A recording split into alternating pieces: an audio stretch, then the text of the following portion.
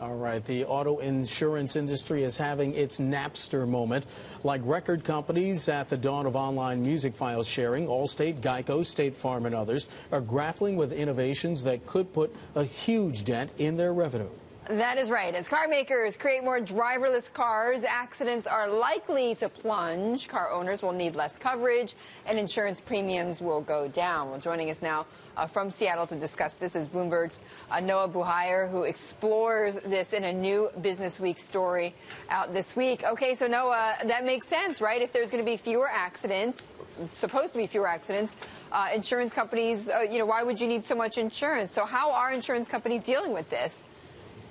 Yeah, it's a really interesting question, Betty. A lot of what's going on right now is that insurance companies are studying the problem, trying to do some forecasts. I actually, in my story, quoted the CEO of Allstate, Tom Wilson, who actually has done a couple of scenarios, sort of the worst case scenario he calls the Jetsons, and it doesn't really involve like flying cars, but he is talking about a world where accidents, the number of them plunges significantly. People use some car sharing services or ride sharing services like Uber, and you really start to see auto premiums go down. But to answer your question, what companies are really doing right now is studying this phenomenon, because it looks like there could be a world in the not so distant future where there's going to be less risk and less need to insure. Noah, what are the insurance companies then doing to prepare for this? Well, that's the big question, and nobody's really talking about it in concrete, real terms of how they think their business mix is going to shift from this. It really depends on the particular carrier. Some of them get quite a bit of revenue from homeowners insurance, for instance. Others, sell commercial insurance or insurance to businesses, so that might present some opportunities. But the big point here is that we're talking about an enormous source of revenue for the insurance industry, and companies need to start thinking about what they're going to do if the risk out there changes. Well, Warren Buffett, who you and I have talked a lot about, obviously, and you cover extensively, Noah, he owns Geico, right? And, and they're one of the biggest auto insurers out there. And we have a quote here from what he said earlier this year. He said, if you could come up with anything involved in driving that cut accidents by 30%, 40%, 50%, that would be wonderful, but we would not be holding a party at our own insurance company, which makes perfect sense, right? What's good for society, not necessarily good for the investors. So, who could be hardest hit in this, Noah?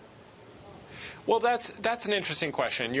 Buffett's quote is great here, because on the one hand, the insurance industry is very public in saying that they don't want to stall the adoption of this technology. In fact, they've been behind the adoption of a lot of safety features in cars. But